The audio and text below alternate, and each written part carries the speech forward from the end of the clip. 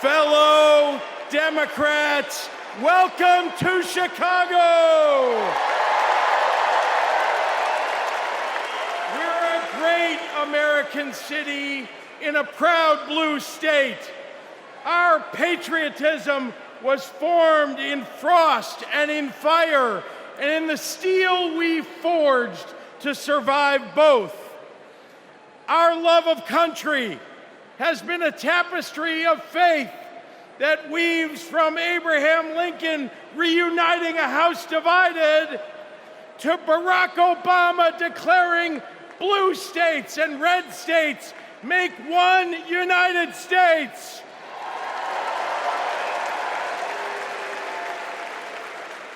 Now, Illinois' presidential pedigree is unmatched.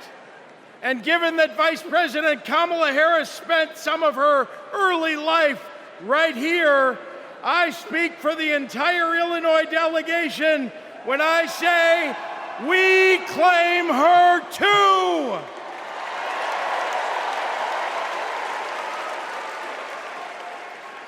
Now, one president we will never claim is the con artist the Republicans nominated in Milwaukee last month.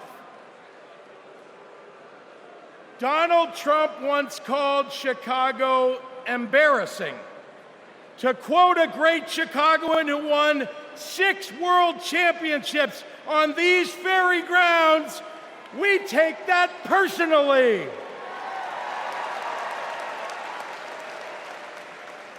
I had to govern for 2 years while Trump was president. Let me tell you what's embarrassing.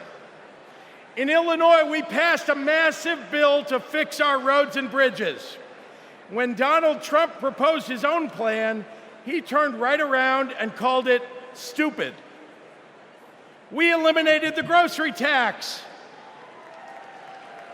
Donald hasn't been in a grocery store since his first bankruptcy. Illinois invested in clean energy and the jobs it brings. Donald claimed that windmills in the ocean made the whales a little batty.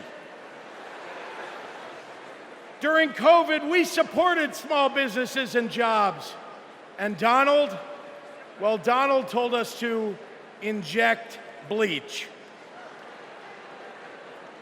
Donald Trump thinks that we should trust him on the economy because he claims to be very rich.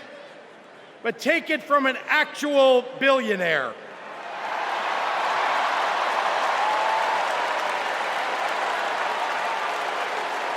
Trump is rich in only one thing: stupidity.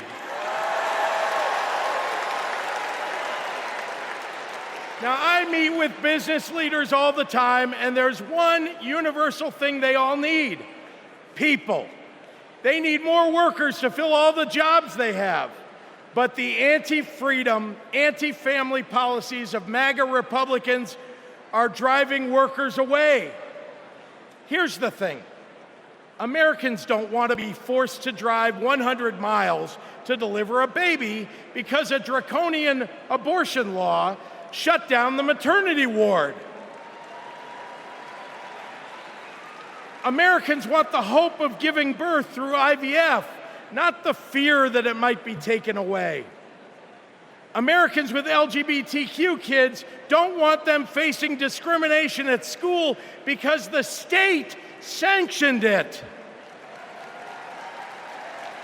Americans want to go to their neighborhood grocery store and not have to worry about some random guy open carrying an AR-15.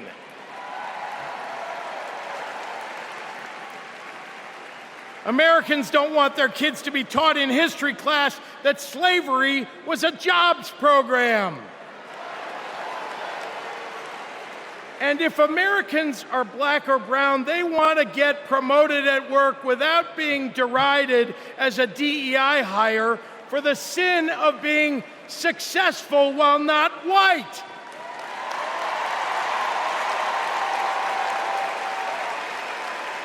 Let's be clear. It's not woke that limits economic growth. It's weird. And these guys aren't just weird, they're dangerous. Democrats are for lower taxes and higher wages, less inflation and more business growth. We just think it's wrong to craft those policies for Elon Musk and not for everyday working people.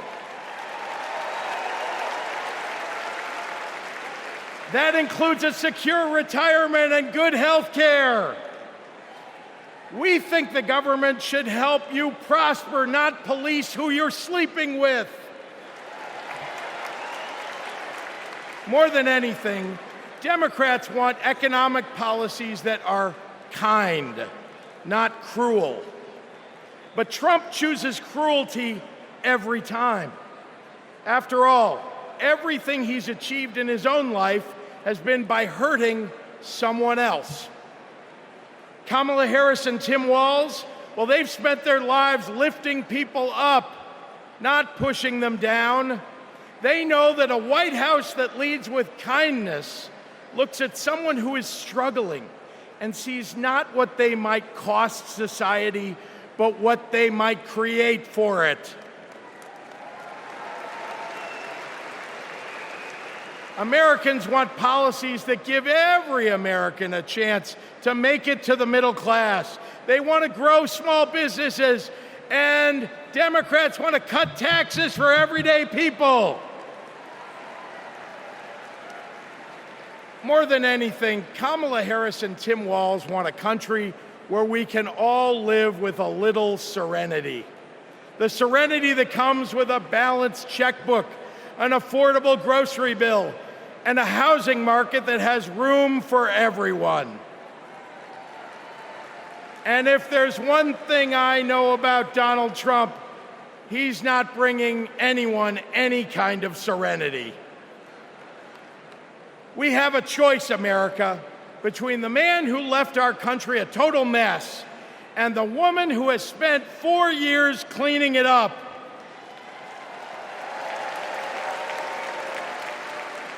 And I think it's time we stop expecting women to clean up messes without the authority and the title to match the job.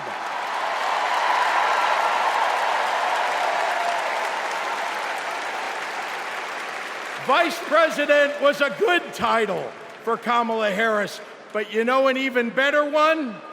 President of the United States of America. Let's go get 'em!